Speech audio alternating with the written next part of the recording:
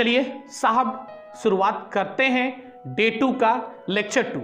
आज का topic nature of management. इस टॉपिक में हमको कंपेयर करना है management as science, management as art, management as science and art, next management as profession. सबसे पहले हम देखेंगे मैनेजमेंट एज साइंस। हम लोग को जानना होगा कि what is science. As we know that science is something that involves logical and rational approach, और science is a systematic body of knowledge acquired through observation and repeated experimentation that explain certain general truth or operational of general law। चलिए अब देखते हैं science का features. Number 1 feature systematic body of knowledge. Second principal based on observation and experiment. Third universal validity and applicability. पहला feature को हम लोग discuss करते हैं। Science is a systematic body of knowledge. याद रखिएगा जो साइंस का प्रिंसिपल है ये बेस्ड होता है कॉज एंड इफेक्ट रिलेशनशिप। इसका मतलब कि कोई भी इफेक्ट होगा उसका कुछ ना कुछ कारण होगा, राइट? कोई भी कारण होगा तो उसका कुछ ना कुछ इफेक्ट होगा। चलिए दूसरा प्रिंसिपल देखते हैं। Principle of science based on observation and experimentation. याद रखिएगा first principle of science develop through observation and then tested through repeated experimentation under control condition. Principle of science सब कैसे डेवलप करते हैं उसको पहले हम लोग टेस्ट करते हैं, फिर उस टेस्ट को फिर से रिपीटेड एक्सपेरिमेंटेशन करते हैं एक कंडीशन में, एक कंट्रोल कंडीशन में। अगर ठीक रिजल्ट वही आता है इसका मतलब वो प्रिंसिपल बन गया। चलिए थर्ड प्रिंसिपल देखते हैं universal validity and applicability. Science का प्रिंसिपल को हम बोल सकते हैं कि हर सिचुएशन में हर समय एप्लीकेबल होता है साहब। जैसे एग्जांपल में हम लोग जानते हैं H2O किसको बोलते हैं? वाटर को बोलते हैं। यानी साहब अगर इंडिया में 2 आइटम हाइड्रोजन का और 1 आइटम ऑक्सीजन का मिलाएंगे तो वाटर बनेगा। और वर्ल्ड के किसी कोना में चले जाइए आप, वहां 2 हाइड्रोजन का आइटम और 1 ऑक्सीजन का आइटम मिलेगा, वहां भी वाटर बनेगा। It means universal validity and applicability. चलिए जो हम लोग साइंस का फीचर अभी पढ़े, सबसे पहला फीचर पढ़े systematic body of knowledge, principal based on observation experiment, third universal validity and applicability. ये सारे फीचर्स को हम मैच करेंगे कि मैनेजमेंट के फीचर से मैच होता है कि नहीं। वाला फीचर जो साइंस का है हम देखते हैं वो मैनेजमेंट में है कि नहीं। सबसे पहला feature science is a systematic body of knowledge, right? ठीक साहब मैनेजमेंट भी सिस्टमैटिक बॉडी ऑफ नॉलेज है, क्योंकि साइंस के नॉलेज को एक्वायर करने के लिए आपको पढ़ाई करना पड़ता है, राइट? ठीक उसी तरह मैनेजमेंट के नॉलेज को भी एक्वायर करने के लिए आपको पढ़ाई करना पड़ता है, राइट? सेकंड प्रिंसिपल को कंपेयर करते हैं। Principle of science based on observation and experiment. साहब मैनेजमेंट का भी principle based on observation and experiment. अभी हम लोग पढ़ेंगे मैनेजमेंट का principle, division of work, unity of direction, unity of command. तो साइंस में भी प्रिंसिपल है, मैनेजमेंट में भी प्रिंसिपल है, यानी दोनों सर्टिफाई करता है कंडीशन। साइंस भी सर्टिफाई करता है और मैनेजमेंट भी सर्टिफाई करता है। चलिए थर्ड देखते हैं। साइंस का principle universal validity and applicability होता है। साहब यहां पे मैनेजमेंट का प्रिंसिपल साहब यूनिवर्सल वैलिडिटी और एप्लीकेबिलिटी नहीं होता है, राइट? क्योंकि जो मैनेजमेंट का प्रिंसिपल है वो बेस्ड होता है ह्यूमन बिहेवियर, और human behaviour differ from human to human, right? तो साहब ये प्रिंसिपल मैनेजमेंट सर्टिफाई नहीं कर सकता है। तो कंक्लूजन हम दे सकते हैं कि management can not be consider as exact, accurate and pure science like physics and chemistry, but it is an inexact science, in pure science, social science और can soft science। चलिए अब देखते हैं management as an art. What is art? Art which require personal skill, which is developed through constant practice and creativity, or we can say that art refers to skillful and personal application of systematic knowledge to bring desired result. It can be acquired through study, observation and experience. Right? अब आप देखते होंगे यहां पे art क्या है साहब। जब इंडिविजुअल अपना पर्सनल स्किल को, पर्सनल क्रिएटिविटी को अपने वर्क में दिखाता है तो साहब उसको बोलते हैं हम लोग आर्ट। चलिए अब देखते हैं फीचर ऑफ आर्ट। सबसे पहला फीचर आर्ट का क्या होता है?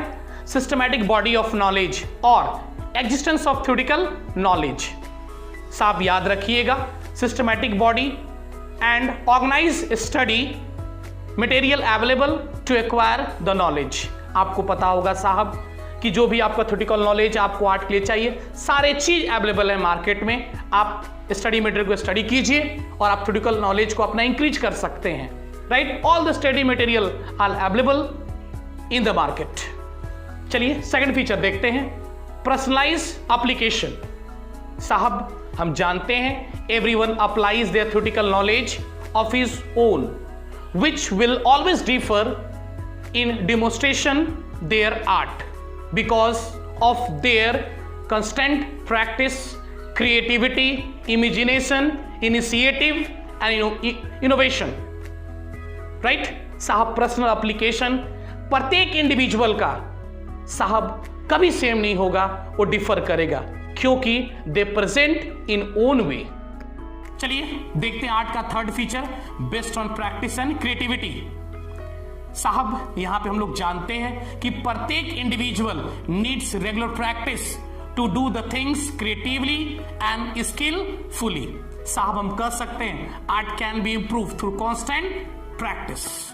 अब हम इवैल्यूएशन करेंगे आर्ट के फीचर को मैनेजमेंट के फीचर के साथ। क्या जो आर्ट का फीचर था वो सब मैनेजमेंट फीचर है कि नहीं? राइट? सबसे पहला फीचर आर्ट का एग्जिस्टेंस ऑफ थ्योरेटिकल नॉलेज।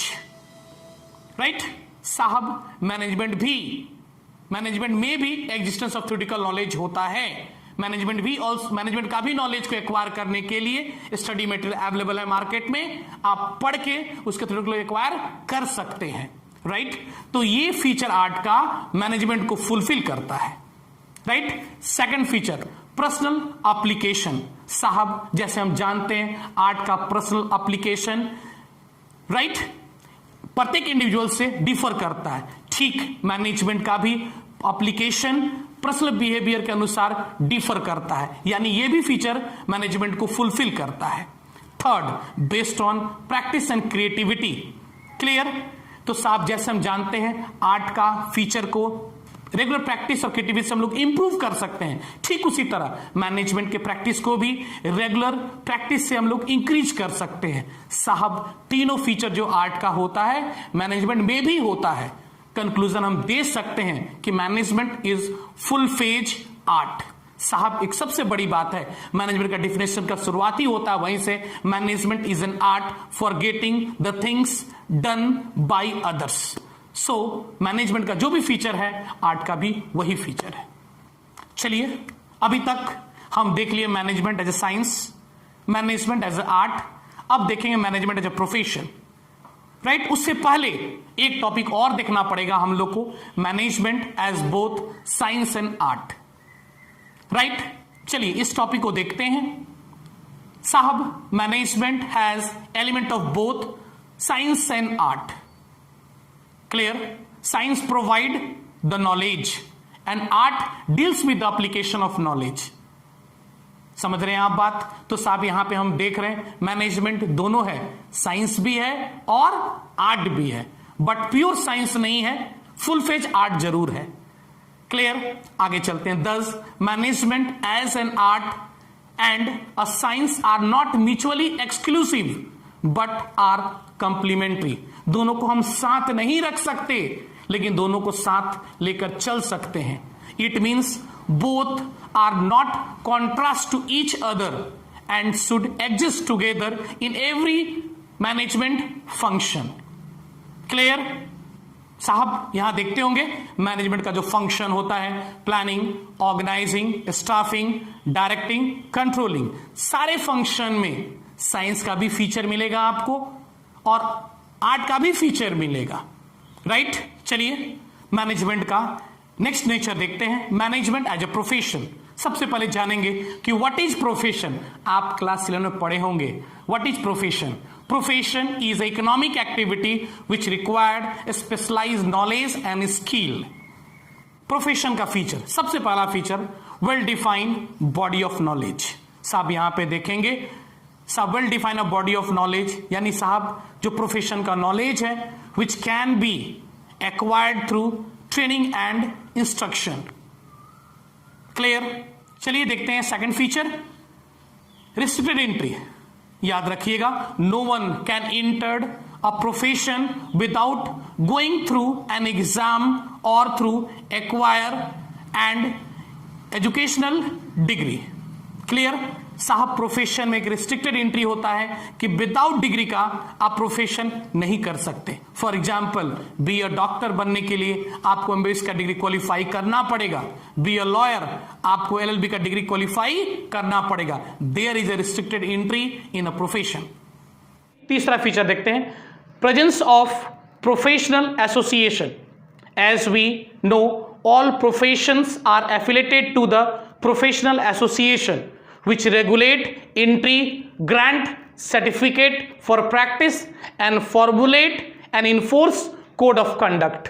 याद रखिएगा, जितना भी प्रोफेशन का डिग्री होता है सबके लिए एसोसिएशन बना हुआ है, राइट। अगर आप लॉयर बनना चाहते हैं तो बार कोर्ट्स काउंसिल से आपको सर्टिफिकेट लेना पड़ेगा, राइट।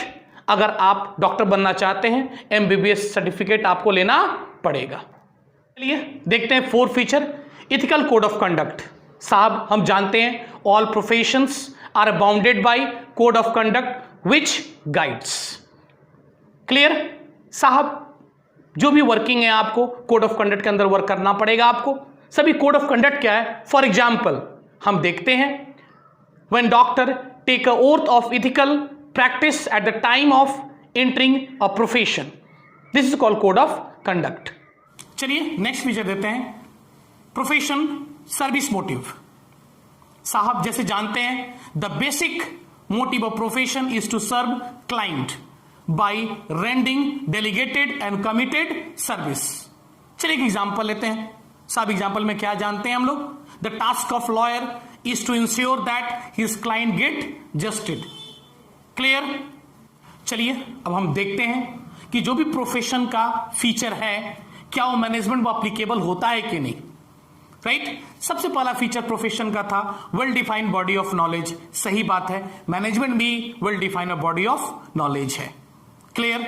दूसरा, प्रोफेशन में रिस्ट्रिक्टेड एंट्री होता है, but sorry to say management में ऐसा कुछ नहीं होता है। There is no any restriction for the manager. Professional association, यानी साहब जब आप कोई प्रोफेशन को चुनते हैं तो पहले आपको प्रोफेशनल एसोसिएशन से ऑथराइजेशन लेना पड़ेगा, लेकिन मैनेजमेंट में ऐसा कुछ नहीं है साहब, राइट। कोई ऑथराइजेशन का जरूरत नहीं, कोई एसोसिएशन की जरूरत नहीं है। चलिए फोर्थ फीचर देखते हैं, इथिकल कोड ऑफ कंडक्ट। दोस्त हम जानते हैं for a profession there should be a ethical code of conduct, for particular profession there should be a particular ethical code of conduct। इसको समझने के लिए एक एग्जांपल लेते हैं। सपोज किसी डॉक्टर के पास देर रात में उसका दुश्मन ही पहुंच जाए अपने ट्रीटमेंट के लिए, what his ethical code of conduct says कि साहब डॉक्टर को ट्रीटमेंट करना पड़ेगा, राइट। लेकिन मैनेजमेंट में ऐसा नहीं होता है। चलिए मैनेजमेंट में एक एग्जांपल लेते हैं। Suppose you are the manager of bank, एक क्लाइंट आपके पास आया कि सर मेरे को लोन चाहिए, उसका बिहेवियर आपको पसंद नहीं आया।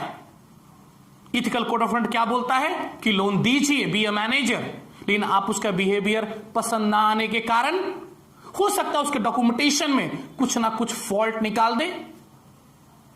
लोन जो ग्रांट होता है इस आज ग्रांट होना चाहिए था, हो सकता है उसको अगले महीना आप ग्रांट करें। क्लियर। तो manager ethical code of conduct हो सकता फॉलो ना करे। क्लियर। तो ये फीचर मैनेजमेंट सर्टिफाई नहीं करता है। चलिए फिफ्थ फीचर देखते हैं, सर्विस मोटिव, राइट। प्रोफेशन, दोस्त हम जानते हैं प्रोफेशन का ऑब्जेक्टिव है service motive, for example, doctor का क्या सर्विस मोटिव होता है कि साहब अपने पेशेंट को सर्टिफाई करे। लॉयर का क्या सर्विस मोटिव होता है साहब कि अपने क्लाइंट को जस्टिस मिलना चाहिए। टीचर का क्या सर्विस मोटिव होता है कि रेस्पेक्टिव ऑफ अर्निंग प्रॉफिट वो स्टूडेंट को सर्विस दे। लेकिन मैनेजमेंट में ऐसा नहीं है साहब, मैनेजमेंट सर्विस मोटिव नहीं है साहब। उसका कोर कॉन्सेप्ट क्या है मैनेजमेंट का?